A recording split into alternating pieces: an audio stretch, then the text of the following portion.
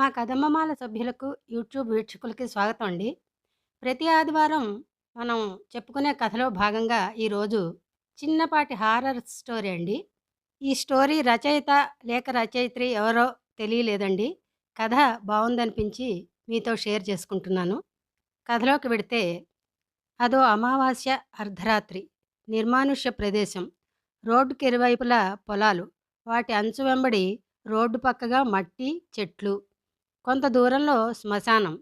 తలలో నుండి చెమటలు ధారలుగా కిందికి జారుతుంటే ధైర్యంగా ఉండడానికి ప్రయత్నిస్తూ వణికే శరీరాన్ని అదుపు చేసుకుంటూ కారు డ్రైవ్ చేస్తోంది అనూహ్య. రోడ్డు మీద కారు హెడ్లైట్ల కాంతి తప్ప మరేమీ లేదు. చుట్టూ చిమ్మ చీకటి. కారు వెళ్లే శబ్దానికి అక్కడక్కడ రోడ్డు పక్కన పడుకున్న కుక్కల అరుపులు. పక్క సీట్లో కూర్చున్న స్నేహ కూడా భయం భయంగానే ఉంది. ఇంకా నేనే నయం అనుకుంటూ స్నేహం అంక చూసి నిట్టూర్చింది అనూహ్య. సిటీకి దూరంగా ఉన్న ఒక గెస్ట్ హౌస్లో పార్టీకి వెళ్ళి వస్తున్నారిద్దరు. కబుర్లలో పడి టైం చూసుకోలేదు. నిజానికి అంత లేట్ నైట్ పార్టీకి ఎప్పుడూ వెళ్ళే అలవాట్లేదు. కానీ ఈసారి ఫ్రెండ్స్ మాట కాదనలేక వెళ్ళారు. అసలంత నిర్మానుష్యమైన చోట బిల్డింగ్ ఎందుకు కట్టారో, ఇలా పార్టీలకు రెంట్కి ఇస్తూ ఉంటారట. ఎక్కడా ప్లేస్ దొరక్క ఇక్కడ పెట్టారు. అక్కడికి ఫ్రెండ్ రవి అంటూనే ఉన్నాడు డ్రాప్ చేస్తానని. తనే అర్ధరాత్రి ఆడపిల్లలైతేనేమి భయమేమిటి అంటూ బయలుదేరింది. అకస్మాత్తుగా ఈదురుగాలులు, కాసేపటికి ఉరుములు మెరుపులతో కూడిన వర్షం. అబ్బా, త్వరగా పడదామంటే ఈ అంతరాయాలేమిటో, ఇంటికి ఫోన్ చేద్దామంటే సిగ్నల్ కూడా అందటం లేదు అనుకుంటూ చాలా స్పీడ్గా డ్రైవ్ చేస్తోంది. సహజంగా అనూహ్య ధైర్యవంతురాలే. కానీ ఇందాక పార్టీల్లో వద్దన్నా వినకుండా అభయ్ అందరికీ చెప్పిన దెయ్యం కథ పదే పదే గుర్తొచ్చి వెన్నులో వణుకు పుడుతోంది. సడన్గా కారుకి అడ్డంగా ఏదో నల్లటి ఆకారం వెళ్ళినట్టయి సడన్ బ్రేక్ వేసింది. అసలే భయంగా ఉన్న స్నేహ ఏమైందే అంది. వెళ్ళిందేమిటో తనకే అర్థం కాక ఏమీ లేదే, కుక్కో ఏదో అయ్యుంటుంది, అడ్డంగా వెళ్ళింది అంది అనూహ్య. దూరంగా ఎక్కడి నుండో నక్కల ఊళలు వికృతంగా వినిపిస్తున్నాయి. ఓహో అంటూ విండో నుండి పక్కకు చూసి కెవ్వుమంది స్నేహ. ఒసేయ్, సరిగ్గా శ్మశానం దగ్గరే ఆపావు గదే, పోనీ ముందు అంది. సరే అంటూ అనూహ్య మళ్ళీ డ్రైవింగ్ మొదలుపెట్టింది. కాసేపలా బిక్కుబిక్కుమంటూ కూర్చున్నాక, ఏమే, వర్షం అని నెమ్మదిగా వెళ్తే తెల్లారిపోయేలా ఉంది. ఈ రోడ్డు మీద అది ఈ సమయంలో ఎవరు ఉండరు కానీ స్పీడ్గా పోనీ అంది స్నేహ. అవును నిజమే అనుకుంటూ వేగాన్ని మరింత పెంచింది. పావుగంట ప్రయాణించాక రోడ్డు మీద ఏదో తెల్లని ఆకారం కారుకు ఎదురకుండా నుంచున్నట్టయి మరలా సడన్ బ్రేక్ వేసింది. ఆ వర్షంలో కారు కీచుమంటూ ఆగింది. కాసేపుంటే ఆ ఆకారాన్ని గుద్దేసేదే. కానీ ఆశ్చర్యం, అక్కడెవరూ లేరు. ఏమై ఉంటుందే అంది అనూహ్య ఏదో అనుమానంగా. ఏమైతే మనకెందుకు, ముందు పోనీ అంది స్నేహ. ఇంతలో విండో గ్లాస్ మీద టక్ టక్ మంటూ చప్పుడు. ఏదో తెల్లటి ఆకారం కదులుతూ కనపడింది.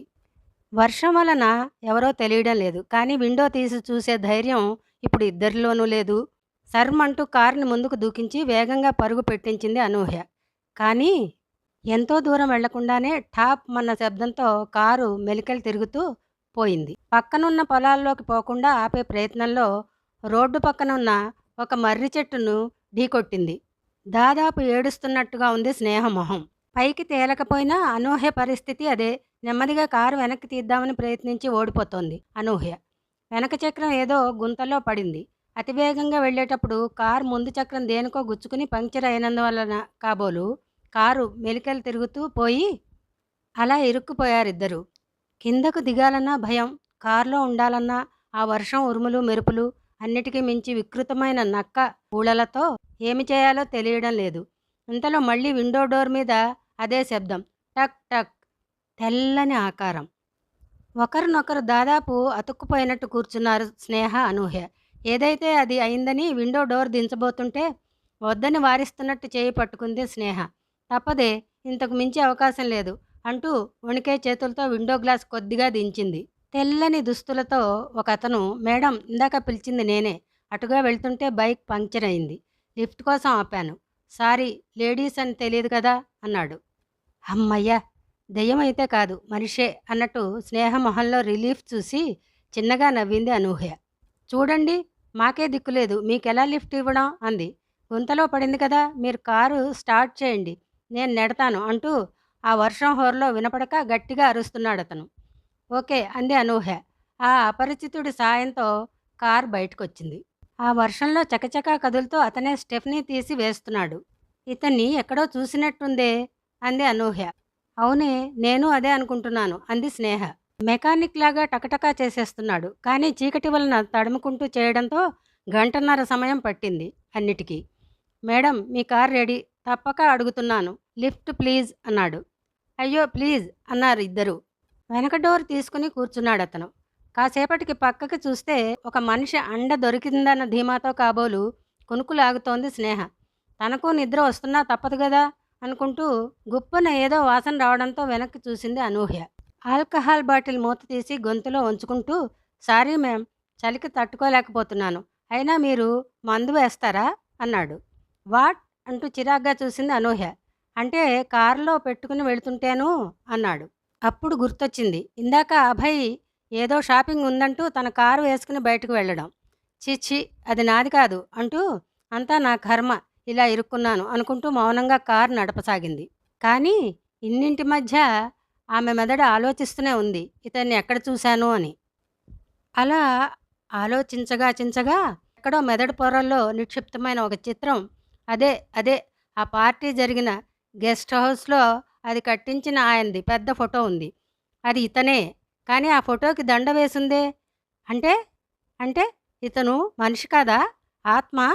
వెనక్కి తిరిగి ఒకసారి చూడాలని ఉన్నా ఏం చూడవలసి వస్తుందో, అక్కడ ఉన్నది మనిషే కాకపోతే అన్న భయంతో నోరు తడారిపోతోంది అనూహ్యకు. కానీ అంతలోనే ఆత్మ అయితే ఇంతసేపు ఏమీ చేయకుండా ఏదో తమకు సాయపడ్డానికి వస్తుందా ఏమిటి? ఛీ! అంతా నా భయం, అనుమానం అంతే అనుకుంటోంది. తనకు తాను నచ్చచెప్పుకుంటోంది. అంతలోనే ఫోటో గుర్తొస్తే ఇంతకుముందు దాకా ఉన్న కాస్త ధైర్యం సడలిపోతోంది. అద్దంలోంచి వెనక్కి చూడ్డానికి లేదు. ఇందాక జరిగిన యాక్సిడెంట్ వల్ల మిర్రర్ పోయింది. ఇంతలో కారు హైవేని చేరుకుంది. ఇక సిటీలోకి వచ్చేసినట్టే. ఏమైతే అదయింది అనుకుంటూ కారు ఆపి వెనక్కి తిరిగి చూసింది అనూహ్య. అంతే, ప్రాణం లేని దానిలా కొయ్యబారిపోయింది. అక్కడ ఆ మనిషి లేడు. పైగా ఒక అస్థిపంజరం ఉంది. కళ్ళ ముందంతా చీకటైపోతుంటే స్పృహ తప్పి పడిపోయింది అనూహ్య. కళ్ళు తెరిచి చూసేసరికి హాస్పిటల్లో ఉంది. ఎదురుగా స్నేహ, పక్కన అదే వ్యక్తి. దెయ్యం దెయ్యం అంటూ వణికిపోతూ లేచి కూర్చోబోయింది. గుబుక్కున దగ్గరకు వచ్చి పట్టుకుని, అనూహ్య, ఇతను దెయ్యం కాదు, మనకు హెల్ప్ చేసిన అతను. పేరు వికాస్ అంది స్నేహ. కాసేపటికి సర్దుకుని అయోమయంగా చూస్తూ, మరి కారులో అంది అనూహ్య. అభయ్ రేపో నాటకంలో దెయ్యం వేషం వేస్తున్నానని చెప్పాడు కదా. నీ కారులో షాపింగ్కి వెళ్ళినప్పుడు ఆ డ్రెస్ కొనుక్కుని నీ కారులోనే మర్చిపోయాడట. ఇందాకే మీ పేరెంట్స్కి మన ఫ్రెండ్స్కి కాల్ చేసినప్పుడు చెప్పాడు. ఈ పెద్ద మనిషి చలికి తట్టుకోలేక అదే కప్పుకొని కూర్చునే నిద్రపోయాడు. వెనక్కి తిరిగి చూసేసరికి నల్లని క్లాత్ మీద తెల్లని గీతలతో అస్థిపంజరం బొమ్మ ఉండేలా డిజైన్ చేసిన డ్రెస్ అది. దాన్ని చూసి అసలే భయంతో ఉన్న నువ్వు దెయ్యమే అనుకుని పడిపోయావు. పాపం అతనే డ్రైవ్ చేసుకుంటూ తీసుకొచ్చాడంటూ వివరించింది స్నేహ. ఓహ్ అంటూ సారీ మిస్టర్ వికాస్ అంది. మరి మరి ఆ గెస్ట్ హౌస్లో ఫోటో అంది ఆశ్చర్యంగా. నేను చెప్తాను. అది మా తాతగారి ఫోటో అండి. ఆ బిల్డింగ్ ఆయనే కట్టించారు. దురదృష్టవశాత్తు యాక్సిడెంట్లో నా వయసులో ఉండగానే మరణించారట. నేను అచ్చం ఆయన పోలికల్లోనే ఉండడం వలన మీరు ఆ ఫోటో చూసి భయపడ్డారు అన్నాడు వికాస్. అలాగా అంటూ ఊపిరి తీసుకుంది అనూహ్య. చూడండి మేడం, దెయ్యం కంటే భయంకరమైన ప్రమాదకరమైనది. మీ మంచి కోసం ఒక మాట చెప్తాను, ఏమీ అనుకోకండి. అంత అర్ధరాత్రి ప్రయాణాలు ఆడపిల్లలు ఒంటరిగా మంచిది కాదు. ఆ వర్షంలో నిర్మానుష్యమైన ప్రాంతంలో ప్రకృతి విలయతాండవం చేస్తున్న ఆ వేళలో ఆ స్థానంలో దెయ్యమే అక్కర్లేదు, మరో దుష్టబుద్ధి ఉన్న మనిషున్నా చాలు మీ జీవితం నాశనం అవడానికి. ఇక నుంచైనా లేట్ నైట్ పార్టీలు అటెండ్ అవ్వకండి అన్నాడు. అవును వికాస్, ఆ సమయంలో మీరే లేకుంటే ఏమైపోయేవాళ్ళమో. Thank you. ఇక నుంచి మీరు కూడా మాకు మంచి ఫ్రెండ్ అంటూ అభిమానంగా నవ్వింది అనూహ్య. థ్యాంక్ యూ, ఇప్పటికైనా నేను దెయ్యం కాదని నమ్మారు అనేసరికి ముగ్గురు హాయిగా నవ్వుకున్నారు.